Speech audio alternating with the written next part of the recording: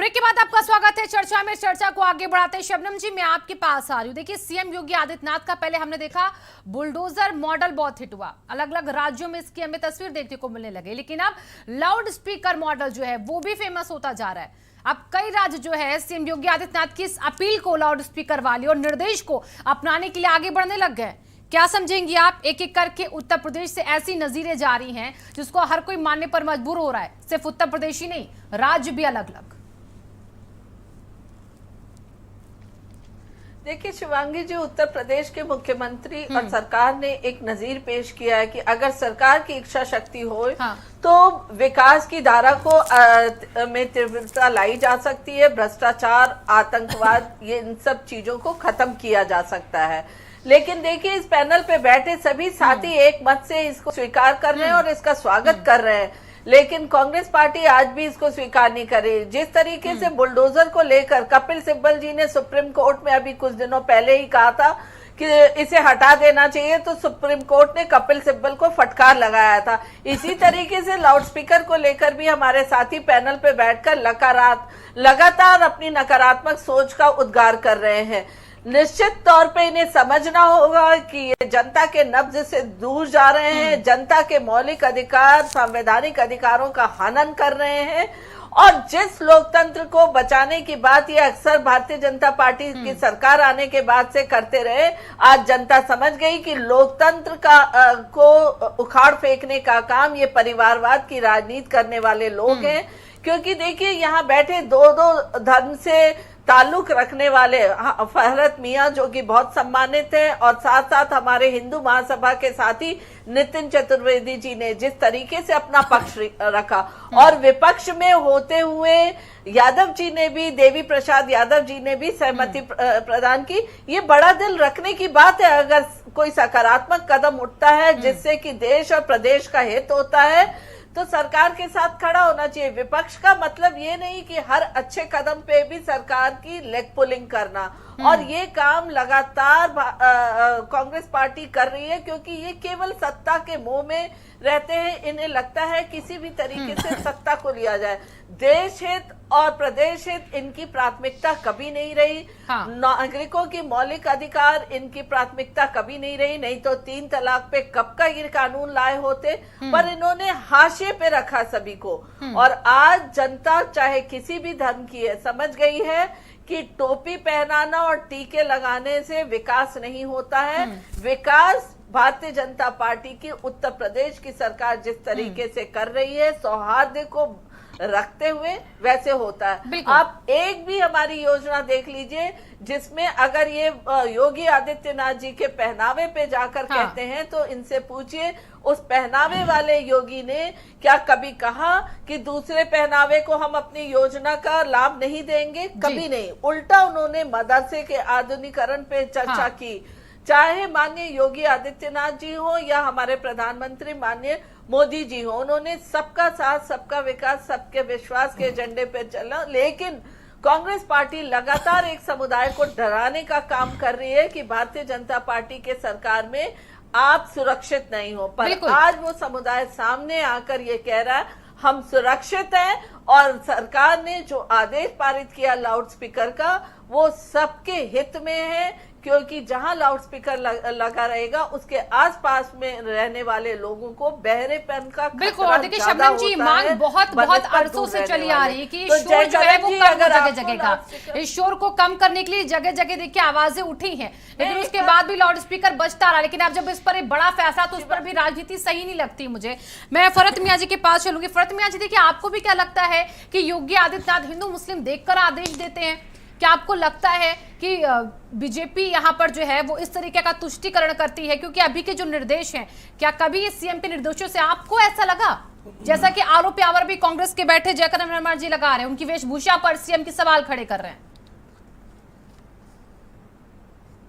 नहीं, अभी जो सीएम का रैगिंग का विरोध करने पर कब था? कि जो परंपरागत त्योहार और फंक्शन जो जरूरी त्योहार और उर्स या मेले हैं उनमें जिस तरीके से हमेशा से होता आया है, पुराने जो चलते आ रहे हैं उनको वैसे उसी तरीके से होने दिया जाए। बिल्कुल। लेकिन किसी नए धार्मिक स्थल पे किसी जगह भी कई नई परंपरा को ना पढ़ने दिया जाए, जिससे कि दोनों में आपस में भाईचारा बना रहे। बिल्कुल। इसलिए मैं समझता हूं कि जो उनका ये बयान था ये स्वागत योग्य था, और शायद मुस्लिम ही नहीं सारे हलकों में, चाहे वो हिंदू हल्के हों, चाहे सिख हों, चाहे ईसाई हों, सभी ने उसका स्वागत किया। और जहां तक सीएम साहब के काम का सवाल है, मैं तो बहुत ज्यादा नहीं जानता उनके बारे में या उनके काम को, लेकिन जो अभी ये बयान आया है इससे तो मैं भी मुतासिर हुआ। ठीक है। जयकरण जी जब इस बात को सुन रहे होंगे तो मुझे लगता है उन्हें पता होगा कि किस तरीके से, देखिए हमारे बीच में बैठे फरहत जी भी इस बात का स्वागत करते हैं। उन्होंने जितने भी निर्देश यहाँ पर देखे सीएम योगी आदित्यनाथ के, उन्हें वो ठीक लग रहे हैं। फिर उसके बाद भी राजनीति होती है यहाँ पर। नितिन जी जरा बताइए, क्या ये जरूरी है कि हर बात पर आप सिर्फ और सिर्फ यहाँ पर टांग खींचने का काम करें सत्ता पक्ष का, कभी स्वागत ही ना करें अच्छी बातों का भी? आप जिनका काम ही टांग खींचना है वो स्वागत कैसे करेंगे? ठीक है जयकरण जी, कांग्रेस पार्टी या कांग्रेस का जयकरण जी मैं आती हूँ, आपकी आवाज थोड़ी अभी थोड़ी सी डिस्टर्ब कर रही है, वो सही होती वैसे मैं आपके पास आती हूँ। नितिन जी देखिए हमारा तो ये कहना है कि जो योगी जी ने कार्य किया है इसको सभी को इसकी सराहना करनी चाहिए। दोनों पक्षों ने इसका स्वागत भी किया। आप देखिए बिना किसी उपद्रव के शांतिपूर्वक ये सारे लाउडस्पीकर हटाए जा रहे हैं। आप भी देख रहे होंगे, आपके चैनल के माध्यम से मैंने भी देखा कि हर जगह शांति से बिना उपद्रव के दोनों पक्षों ने इसको स्वागत किया, कहीं कोई उपद्रव नहीं हुआ। यही भाईचारा हमको देखना है और भविष्य में भी हम इसी भाईचारे की परिकल्पना करते हैं, क्योंकि आज हमारा जो देश है वो विकासशील देश है। हम कब तक ये हिंदू मुस्लिम पे बैठे रहेंगे? कब हम विकास की बात करेंगे? आज का जो पढ़ा लिखा नौजवान है, जो लोग हैं, वो आज हिंदू मुस्लिम नहीं सुनना चाहते, विकास की बात सुनना चाहते हैं, अपने बच्चों का भविष्य देखना चाहते हैं। वो चाहते हैं कि अब हिंदू मुस्लिम बहुत सालों से देश को बांटता रहा, अब हम उससे उठ के और कुछ ऐसी बात करें जो हमारा भाईचारा बना रहे, हमारे बच्चों का भविष्य बना रहे, ताकि दुनिया में हमारे देश की एक मिसाल बन सके। ठीक है देवी प्रसाद जी, मैं आपके पास आ रही हूँ। आप सीएम योगी आदित्यनाथ के इस निर्देश को कैसे देख रहे हैं? बहुत अच्छा निर्देश है, बढ़िया निर्देश है। इसका पालन हर दम पर होना चाहिए, निश्चित रूप से इसका पालन होना चाहिए। अब देखिए कि इसकी आड़ में शोषण भी नहीं होना चाहिए, अनैतिक काम भी नहीं होना चाहिए, किसी के ऊपर पक्षपातपूर्ण कार्यवाही भी नहीं होनी चाहिए। सरकार को ये सुनिश्चित करना चाहिए कि कहीं कोई ऐसा न कार्रवाई कर दे कि एक धर्म के लोग व्यथित हो जाएं, एक धर्म के लोग अपने आप को ठगा महसूस करें। ये सुनिश्चित करे सरकार कि अगर ये कार्रवाई हो रही है तो सभी जगहों पर समान रूप से हो रही है, समान रूप से, मैं बता रहा हूँ ना, समान रूप से हो रही है। कदम तो अच्छा है सरकार का, लेकिन सरकार ये सुनिश्चित करे कि ये बिल्कुल ये कानून व्यवस्था के माध्यम से सरकार सुनिश्चित करे, अधिकारियों को निर्देश दे, अधिकारियों को निर्देश दे। अगर इस प्रकार से कहीं शिकायत आती है, निर्देश भी दिया गया है, चेक करने के लिए खुद बोला गया है, आप जाइए देखिए, चाहे मंदिर हो या मस्जिद हो, हर जगह अधिकारी पुलिस की टीम खुद पहुंच रही है, हम देख रहे हैं तस्वीरों में, रोज दिखा रहे हैं। जी यही मेरे कहने का मतलब है शिवांगी जी, अगर और सीएम तो है ही सख्त, सीएम के पास कोई शिकायत आती है, कोई कार्रवाई इस तरह का पक्षपातपूर्ण कोई अधिकारी करता है तो उसके ऊपर भी सख्त कार्रवाई करना चाहिए। और यहाँ जो धर्मगुरु बैठे हुए हैं, फरहत मियाँ बहुत बड़े धर्मगुरु हैं और इनके लाखों करोड़ों लोग देश विदेश में फॉलोअर हैं इनके, ये अपील करें स्वयं आगे आकर के, तो मुझे बहुत प्रसन्नता होगी। इनकी बात को लोग मानेंगे। मैं निश्चित रूप से इनको व्यक्तिगत रूप से भी जानता हूं कि इनकी बात को लोग मानेंगे। और धर्मगुरु जो होता है उसके जो फॉलोअर होते हैं, वो अगर मंच से आकर के कहता है तो उसकी बात को लोग मानते हैं। देखिए ये विकृति कहां से आई शिवांगी जी, मैं बताऊं, जो धर्मगुरु हैं वो अपनी बात, अपने जो काम है, कहीं ना कहीं चाहे जिस धर्म के लोग हों, वो लाउड स्पीकर के माध्यम से आप लोगों को सुनवाना चाहते हैं। अरे आप घर घर जाकर के बताइए ना, आप ऐसी टीम बताइए, अपने धार्मिक जो बातें हैं, अच्छाइयाँ हैं, उनको लोगों को बताइए, जाकर के समूह में छोटी छोटी बैठकें करिए, उनको जागृत करिए धर्म के बारे में, उसकी अच्छाइयों के बारे में बताइए। कोई जरूरी नहीं है कि आप 1-2 किलोमीटर दूरी तक, 3 किलोमीटर दूरी तक, जितने तक उसकी आवाज पहुंच सकती है उसके माध्यम से सुनाए। फरहद जी से कहा कि वो अपील करें, और जैसा कि अभी वो जितनी भी बातें अपनी रख रहे हैं वो इसका स्वागत ही कर रहे हैं। बिल्कुल। कई मौलाना तो इसके विरोध में ऐसे तीखे सुर बोलते नजर आए जिससे जहर घुले लोगों की मानसिकता में। नहीं, फरहद मियां प्रगतिशील सोच के व्यक्ति हैं। मैं चाहती हूँ, आप हमारे मंच पर हैं, हमारी स्क्रीन पर आप दिख रहे हैं, आपको करोड़ों लोग देख रहे होंगे इस वक्त जहां पूरे देश में ऐसा माहौल बना है कि लोग लाउड स्पीकर को लेकर बहस कर रहे हैं, आपस में यहां पर कहासुनी कर रहे हैं, उस बीच आपका एक पॉजिटिव रिएक्शन लोगों के लिए हो। देखिए, जहां तक लाउड स्पीकर का सवाल है, ये मैंने शुरू में भी कहा था कि इस्लाम में बनावट और झूठ की कोई गुंजाइश नहीं है, और जो लोग ड्रामेबाजी करते हैं उन्हें अच्छे लोग पसंद नहीं करते हैं। जहां तक लाउड स्पीकर का सवाल है, ये उस जमाने की चीजें थी जब इतनी आबादी नहीं थी, लोग सन्नाटा हुआ करता था, दूर दूर तक मकान नहीं हुआ करते थे, तो ये चीजें चल गई। अब तो मोबाइल का जमाना है, टीवी का जमाना है, तुरंत हर चीजें पता चल जाती हैं। और चूंकि सुप्रीम कोर्ट का आज से 4 या 5 साल पहले का एक आदेश भी है इसमें नॉइज पोल्यूशन को लेकर के, मुझे खूब याद है कि उस जमाने में करीब 2018 या 17 की बात है, 17 की बात है, तब एक आदेश कोई उससे पहले आया था 16 या 17 में। तो उसके बाद ज्यादातर जो लोग अच्छे लोग हैं, समझदार लोग हैं, उन्होंने सारे लोगों ने मस्जिदों के लिए, मंदिरों के लिए, गिरजाघर और गुरुद्वारों के लिए परमिशन ले ली थी। हाँ। और उस परमिशन के बाद जो उसका एक मानक है, उस मानक के आधार पे ही उन्होंने अपने माइक 1 या 2 फीट कर रखे थे। हाँ। ताकि कैंपस के अंदर सबको सुनाई दे। कई जगह कैंपस काफी बड़े होते हैं, तो वहां पर जो बॉक्स टाइप के लाउड स्पीकर, जिसको बॉक्स बोलते हैं, वो रख दिए गए, और उससे काफी पॉल्यूशन जो है, नॉइज पॉल्यूशन कम हुआ। तो मैं समझता हूं कि इस दिशा में अगर कोई काम हो रहा है तो सबको इसमें आगे आकर के सहयोग करना चाहिए। और हम जिस जगह से, हमारे यहाँ से, जहाँ से हम जुड़े हैं, दादा मियाँ की बहुत बड़ी दरगाह है मालवीन्यू में, और इनके छोटे भाई की रामपुर में है, बैसोड़ी शरीफ में। इनके फॉलोअर्स हैं पूरे हिंदुस्तान ही नहीं, दूसरे मुल्कों में भी। मैं समझता हूँ वो सब सूफी संत हैं, और वो उनकी जो सोच है वो प्रोग्रेसिव है, पॉजिटिव है। उनके यहाँ कोई मजहब या किसी जात धर्म की कोई बंदिश नहीं है। ठीक है, शबनम जी, देखिए यहाँ पर फरहद जी ने अपनी बात रखी, उन्होंने कहा कि इसका स्वागत करते हैं और सब लोगों को आगे आकर सरकार के इस अपील में साथ देना चाहिए। लेकिन इसी के साथ शोर अभी भी कई चीज़ों का है, जैसे लोग लाउड म्यूजिक बजाते हैं, शादी समारोह में भी अगर सड़क से कोई यात्रा निकली तो उसमें भी काफ़ी लाउड म्यूजिक बजता है। कई जगह पर हमने देखा लोग अपने घरों में काफ़ी लाउड म्यूजिक बजाते हैं, तो इस पर भी अब फोकस होगा आपका अगला? देखिए शिवांगी जी, इस पर सरकार ने पहले भी कानून बनाया हुआ है, और निश्चित तौर पे इस पर भी फोकस होना चाहिए, क्योंकि कहा गया है कि जितने भी अवैध लाउड स्पीकर, अवैध में जो धार्मिक स्थल के अलावा जो लगे हुए हैं अवैध तौर पे, उनकी बातें हो रही हैं। और लाउड स्पीकर 10 बजे के बाद चाहे कोई भी समारोह हो, शादी हो या कोई हो, बजाना भी मान्य नहीं है, ये भी गैर कानूनी है। आप 112 में फोन करिए और मना करिए, मैंने कई बार ऐसा किया हुआ है, करिए तो वो आके पुलिस के लोग बंद कर जाते हैं। लेकिन डे टाइम में भी अगर कोई बहुत तेज जो कि ध्वनि प्रदूषण करता है, चाहे वो कोई भी कार्यक्रम हो, निश्चित तौर पे लोगों की सुविधा को देखते हुए, लोगों को कहीं परेशानी ना हो, इसका इतने संवेदनशील होते हुए इन चीजों पे रोक लगनी चाहिए।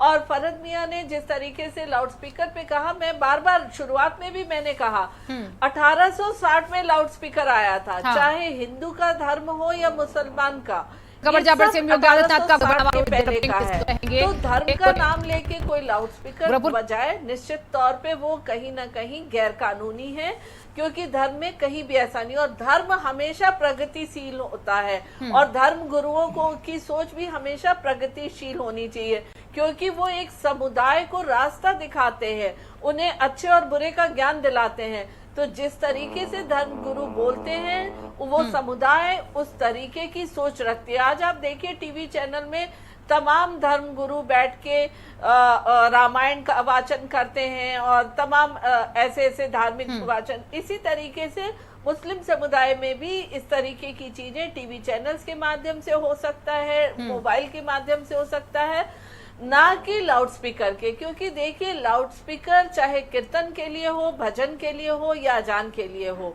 अब उन परिवारों को समझिए जिन्हें ये लगातार नॉइज पॉल्यूशन के तौर पे उनके घर तक आता है।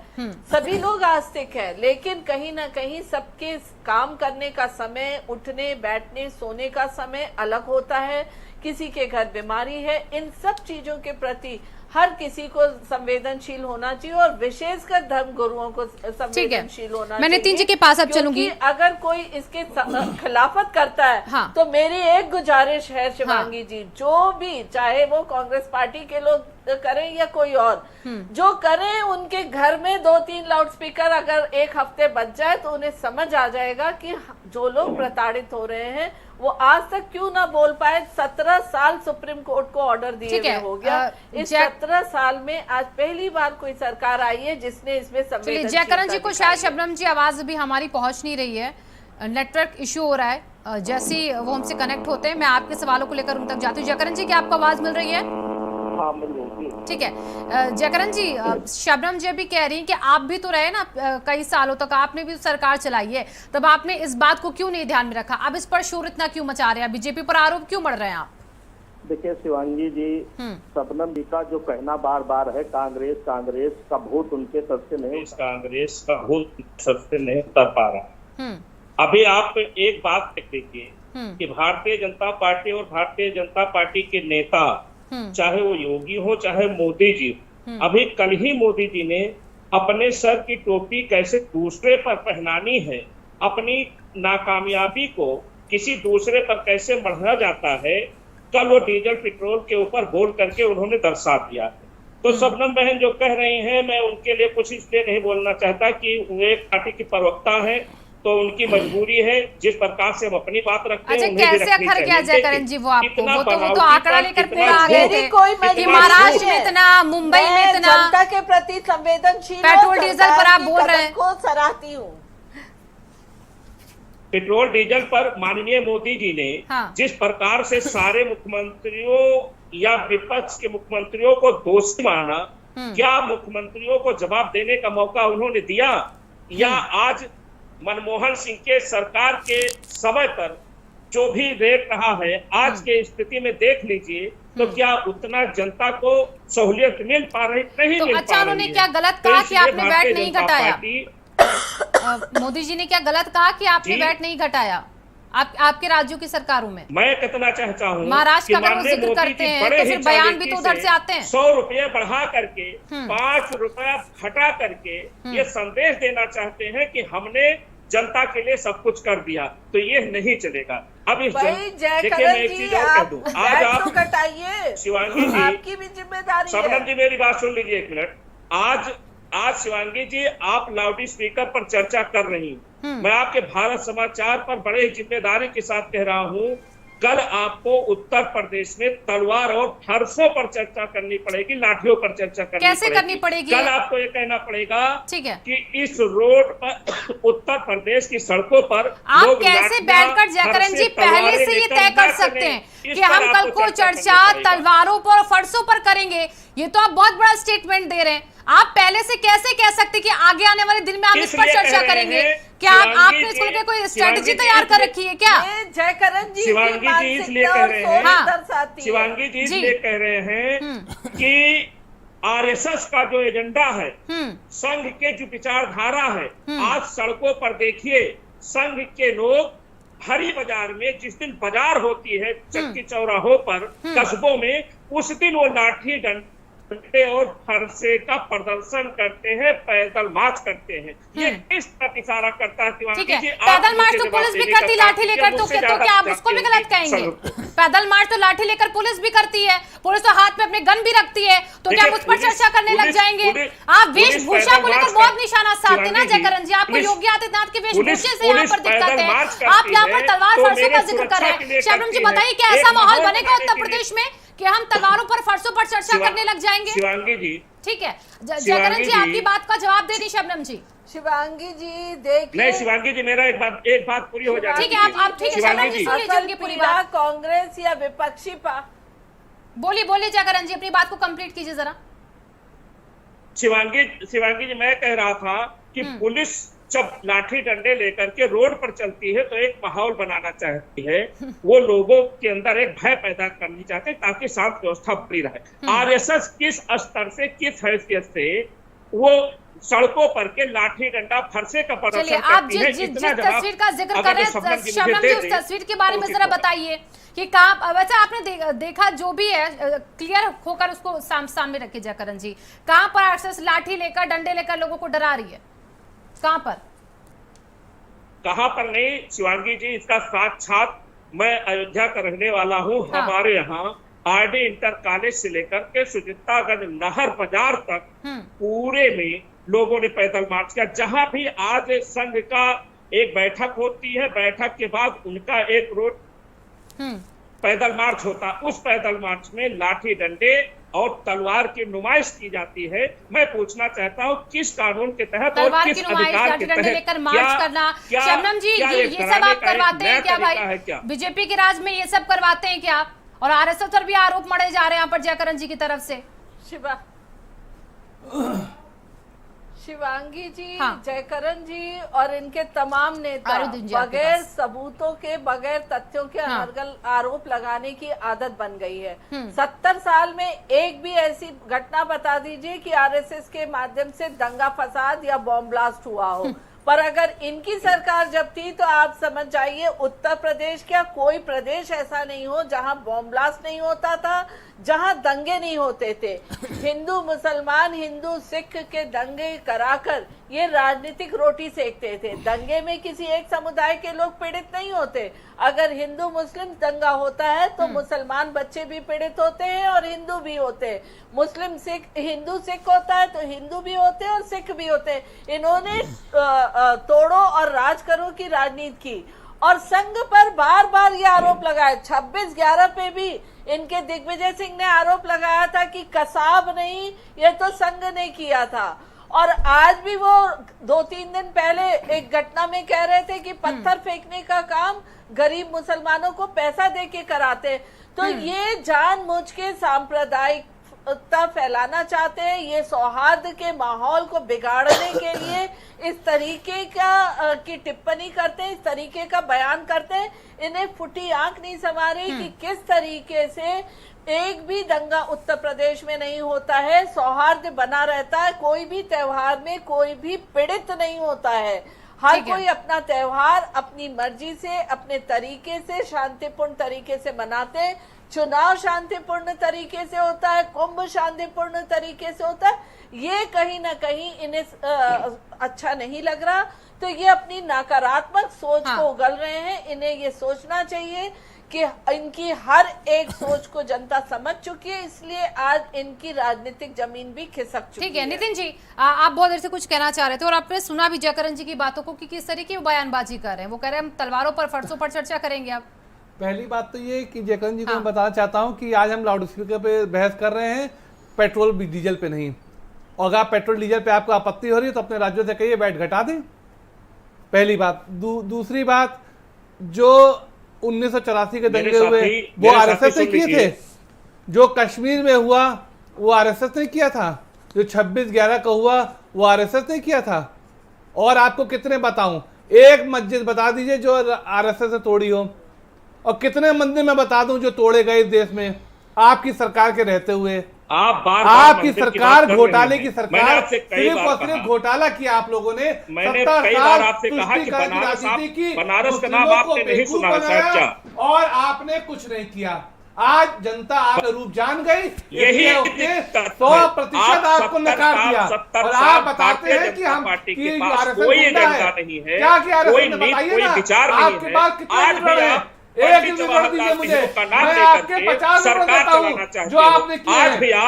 आज भी आप लोगों ने सिर्फ और सिर्फ दंगे कराए हैं, संस्थान बनाने की ताकत नहीं है। आज भी आप ऐसा में दंगे करवा रहे हो। हिंदू मुस्लिम का दंगा आप करा रहे हो। लाउड स्पीकर पे सरकार ने बिना लाउड स्पीकर हटवा दिए और आप करौली में दंगे कराते हो। यहाँ कैसे बनेगा, इस पर आप चर्चा नहीं करना चाहते हो। आप कश्मीर छतों पे बम पाए गए थे, छतों पे तलवारें पाई गई थी। चाहते हो हिंदुओं को टारगेट किया गया, तब आप क्यों नहीं बोले? आप चाहते हो इस देश में बिजली पर चर्चा न हो, आप चाहते हो इस देश पर भाईचारे की चर्चा न हो, आप चाहते हो इस देश में शिक्षा पर चर्चा न हो। इसलिए आप जैसे लोग लाउड बेवकूफ बना ठीक है। जयकरण जी देखिए, आप इन मुद्दों पर आई ना, बिजली, आप पेट्रोल डीजल और महंगाई, बेरोजगारी, इन सब पर आई ना, लेकिन आप ऐसा अगर बयान यहाँ पर बैठ कर देंगे टीवी स्क्रीन पर कि तलवारें फरसे, उस पर हम बात करेंगे, तो फिर वो कैसा बयान माना जाएगा? शबनम जी आपकी बात का जवाब दे रही, फिर मैं नितिन उनके पास चलती हूँ, फिलहाल देवी जी के पास। शबनम जी आप जवाब दीजिए पहले। देखिए, ये बार बार कहते हैं कि पेट्रोल डीजल पे चर्चा नहीं हो रही। ये दंगा फसाद और बॉम्ब ब्लास्ट इसीलिए कराते थे कि इन सब पे चर्चा ना हो। इनके समय में लगातार घोटाले, दंगा फसाद हुआ करते थे और कहीं ना कहीं, बार बार मैं कह रही हूँ, तोड़ो और राज करो की राजनीति करते थे। आज कहीं ना कहीं इनकी वो सारी राजनीतिक दांव पे धाराशाही हो रही है। जब हम सबका साथ, सबका विकास, सबके विश्वास की बात करते हैं, हम सबको बराबर का दर्जा देने की बात करते हैं और सबके मौलिक अधिकार को सजो के रखने की बात करते हैं, तो कहीं ना कहीं कांग्रेस पार्टी को पीड़ा होती है। भारतीय जनता पार्टी के मुंह से सबका साथ, सबका विकास अच्छा नहीं लगता। भारतीय जनता पार्टी के मुंह से संविधान की बात अच्छी नहीं लगती। भारतीय जनता पार्टी के मुंह से भारत में भाईचारा कायम रहे, ये अच्छी नहीं लगती, क्योंकि आपके कथनी और करनी में बहुत बड़ा अंतर है। इन सब चीजों के साथ विकास का कार्य लगातार प्रदेश और देश में चल रहा है। और आज अगर जो उत्तर प्रदेश सरकार और केंद्र सरकार विकास की बात करती होती, तो शिवांगी जी शबनम की बार बार विकास की बात कर रही है। मैं इनसे पूछना चाहता हूँ, इनके भारतीय जनता पार्टी के एक भी नेता का भाषण बता दीजिए चुनाव के समय आज ये कभी विकास पर बात करते हो, कभी आरोप यहाँ पर एक दूसरे पर हमने से कुछ होता नहीं है, क्योंकि उत्तर प्रदेश की जनता समझ चुकी है कि यहाँ पर राजनेताओं की बातों में नहीं आना है किसी को। वो स्वेच्छा से आगे बढ़कर हर एक कदम उठाते हैं, चाहे लाउड स्पीकर का मामला हो, चाहे अजान का मामला हो, चाहे चालीसा का मामला हो। राजनेताओं की बातों से जनता भ्रमित नहीं होती है। बहुत बहुत धन्यवाद आप सभी मेहमानों का हमारी चर्चा में जुड़ने के लिए। तो लाउड स्पीकर का शोर फिलहाल उत्तर प्रदेश में देखिए शांत है, क्योंकि योगी आदित्यनाथ की सख्ती और उनकी अपील अब जनता के ऊपर असर डालने लग गई है। धन्यवाद।